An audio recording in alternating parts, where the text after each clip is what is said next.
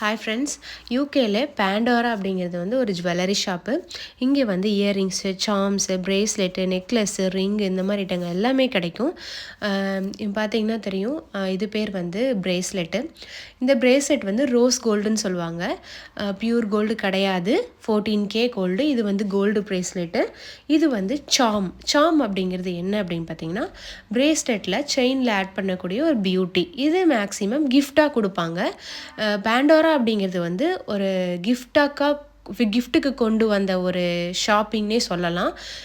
Most வந்து girls ரொம்ப like பண்ணுவாங்க. இங்கே வந்து lock type, pets type, dog இந்த மாதிரி நிறைய டைப்பில் இருக்கும்.